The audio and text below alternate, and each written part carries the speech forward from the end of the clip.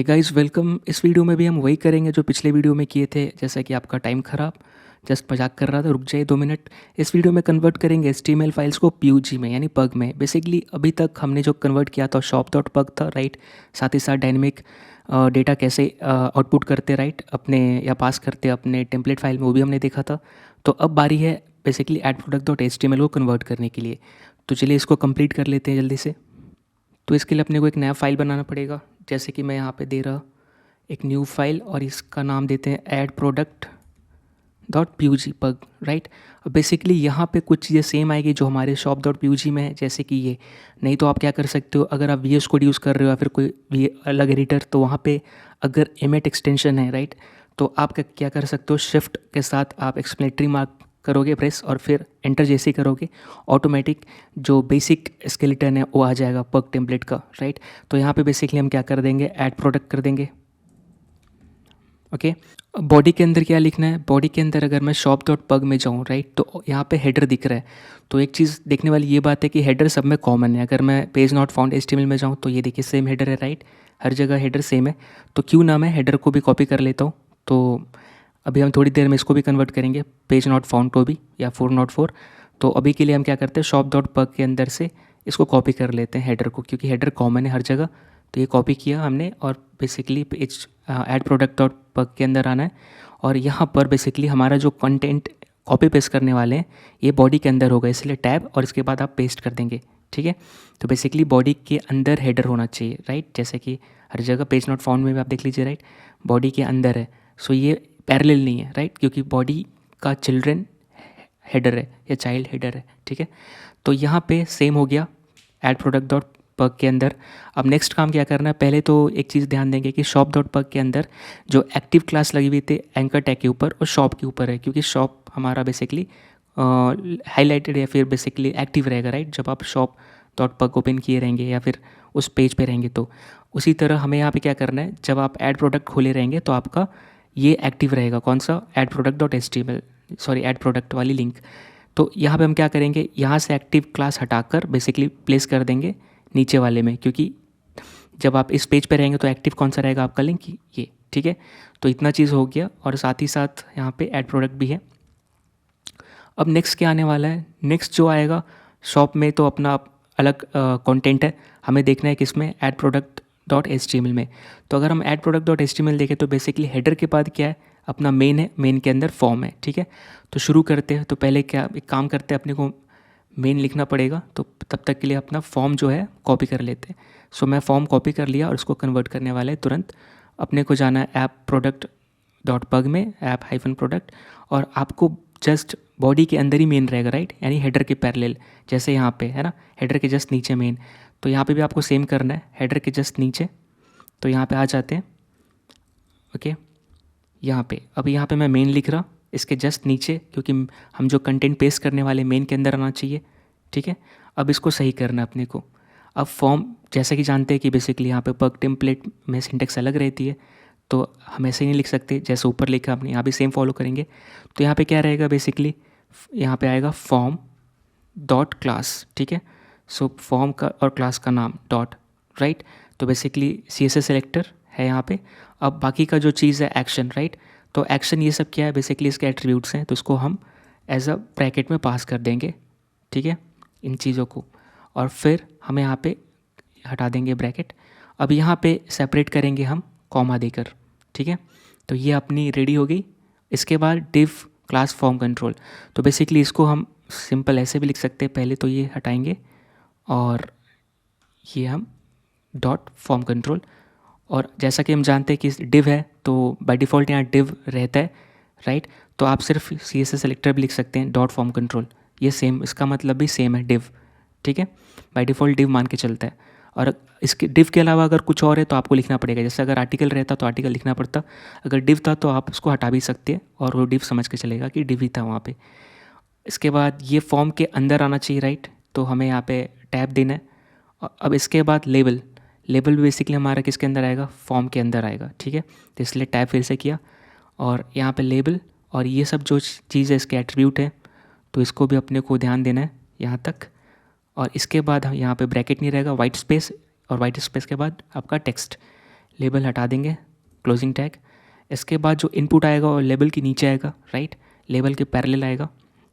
Input के ऊपर से भी ब्रैकेट अपने को हटाना पड़ेगा, राइट। इसके बाद जो भी है एट्रीब्यूट्स उसको हमें बेसिकली पैरेंथेसिस के अंदर रखना पड़ेगा ऐसे करके, ठीक है, ये चीज़। और आपको कॉमा सेपरेट करना पड़ेगा।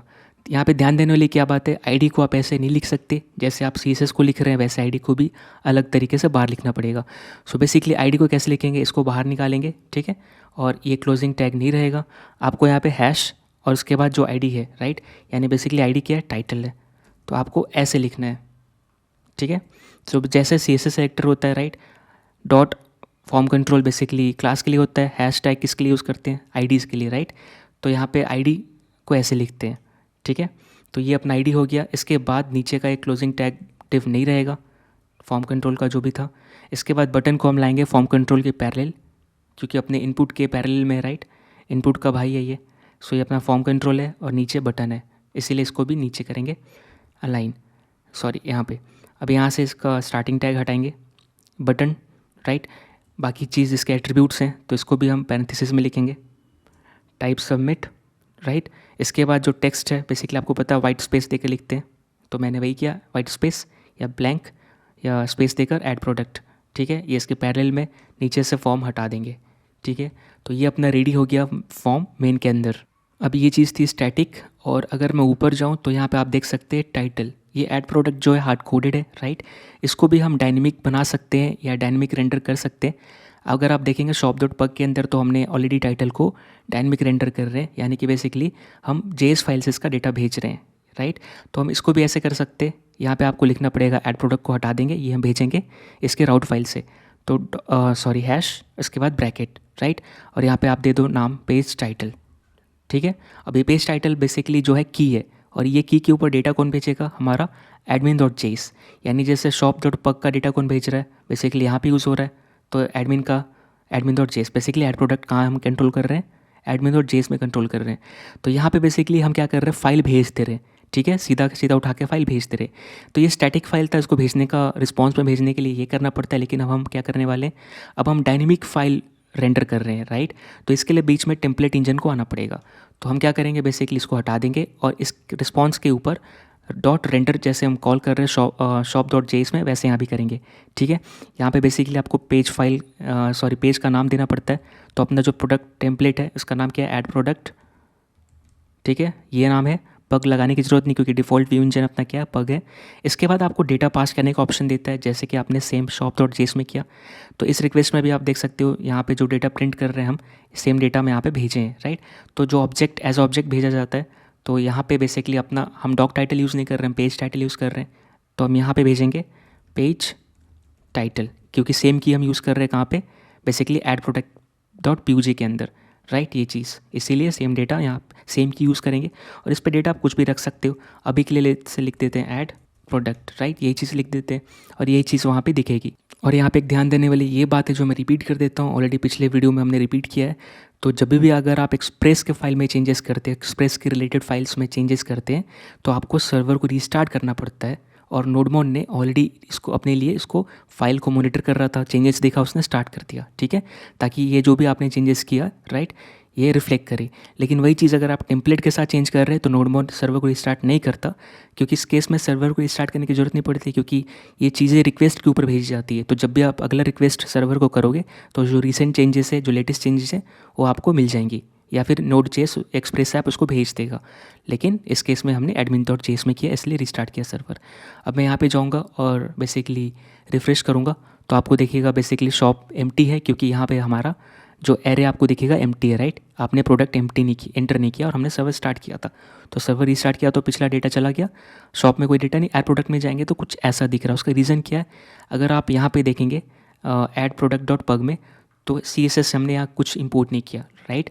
ऑलरेडी हम शॉप के लिए कर रहे हैं, राइट, ये चीज़। तो सेम चीज़ हम कॉपी पेस्ट कर देंगे, ठीक है। अपने को ऐड प्रोडक्ट डॉट पग में भी चाहिए टाइटल के नीचे, राइट। इस केस में हमने कहाँ किया देख लेते हैं, टाइटल के नीचे, तो यहाँ भी कर देते हैं, ठीक है। हेड के अंदर ही रहना चाहिए एनीवे, तो इसके अंदर मैंने कर दिया। और अपने को यहाँ पे मेन चाहिए, राइट, और साथ ही साथ हम फॉर्म यहाँ पे रेंडर कर रहे हैं, राइट, नीचे। तो इसके लिए अपने को फॉर्म CSS भी है, तो मैं क्या करूँगा, इसको कॉपी करूँगा और नीचे पेस्ट कर दूँगा, ठीक है। यहाँ पर फॉर्म, यहाँ पे अपने को प्रोडक्ट नहीं चाहिए क्योंकि उसके रिलेटेड हमने कुछ लिखा नहीं है, सिर्फ फॉर्म है और नॉर्मल CSS जो मेन में है, ठीक है। अब मैं सेव करूँगा और यहाँ पे देखा आपने सर्वर रिस्टार्ट नहीं हुआ होगा, राइट, क्योंकि ज़रूरत नहीं, क्योंकि हमने टेम्पलेट फाइल में चेंज किया। अब जैसे ही मैं रिफ़्रेश करूँगा तो नया रिक्वेस्ट जाएगा और यहाँ पे देखिए फॉर्म रेंडर हो गया, शॉप ऐड प्रोडक्ट। अब लेट्स से मैं ऐड करता हूँ एग्जांपल बुक, ओके, और मैं ऐड प्रोडक्ट करूँगा तो ये देखिए बुक और इसके साथ बुक और लैपटॉप फ्री में मिल रहा है इतने पैसे में, राइट।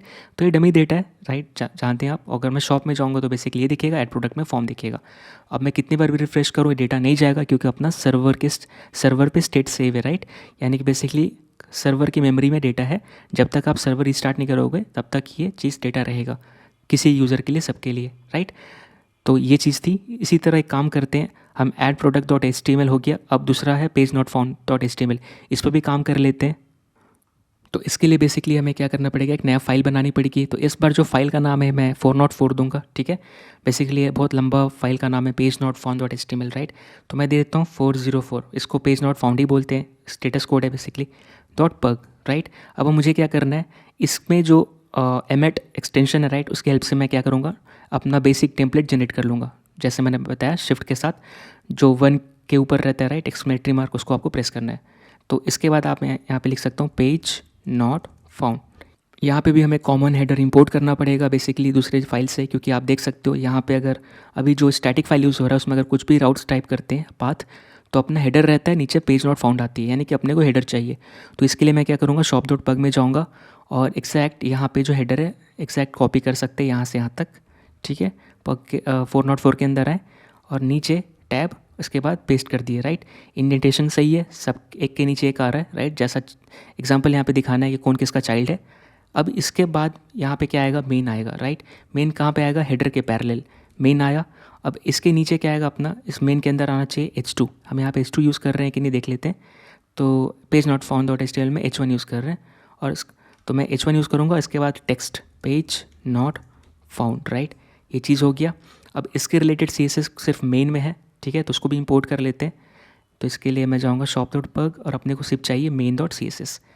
तो ये कॉपी किया लिंक टैग और 404 में गया और यहाँ पे बेसिकली मैं पेस्ट कर दिया, ठीक है। इससे अपने को बेसिकली हेडर भी दिखेगा। अब हमें क्या करना है, बेसिकली जो इस फाइल को भेजने वाला है, राइट, रेंडर करेगा, उस मेथड में जाना है। तो कहाँ पे है वो, ऐप डॉट JS के अंदर है यहाँ पे। और अगर हम नीचे जाएंगे तो ये 2 राउट तो हमने आउटसोर्स किया है, right, admin dot JS, shop dot JS, इसके जस्ट नीचे हम हैंडल कर रहे हैं 404, राइट। यानी कि अगर इन दोनों में कुछ भी मैच नहीं किया तो यहाँ पे आओ और दिखाओ कि पेज नॉट फाउंड। तो यहाँ पे जो है बेसिकली सेंड फाइल, यहाँ पे आप रेंडर कर सकते हैं। तो मैं यहाँ पे लिखूँगा रेंडर, ठीक है। और यहाँ पे पेज नॉट फाउंड की जगह अब मैं क्या लिखूँगा, सिर्फ 404, राइट, इतना ही लिखना था और ये काम करेगा। अभी मैं अगर जाऊँ, ठीक है, तो ये देखिए अगर मैं रिफ्रेश करूँगा तो पेज नॉट फाउंड, राइट। इसी के साथ हमने बेसिकली 404 को भी कन्वर्ट कर दिया और बेसिकली अपने सारी फाइल्स को पग टेम्पलेट में कन्वर्ट कर दिया है, यानी एग्जैक्ट सिंटेक्स फॉलो करते हुए। इसके साथ पग टेम्पलेट और भी फीचर प्रोवाइड करती है जिसको हम अगली वीडियो में देखने वाले हैं। और अगर एक्स्ट्रा इन्फॉर्मेशन चाहिए पग के बारे में तो इसके ऑफिशियल वेबसाइट pugjs.org में भी आप देख सकते हैं कि कैसे इसको यूज़ करते हैं, कैसे इंटीग्रेशन करते हैं। या इसको मैं लिंक को अटैच कर दूंगा डिस्क्रिप्शन में, साथ ही साथ इस ब्रांच को भी जिसमें मैं काम कर रहा हूँ, ताकि ये कोड आपको मिल जाए और आप इसको गो थ्रू कर पाए। मिलते अगली वीडियो में, तब तक के लिए थैंक यू सो मच।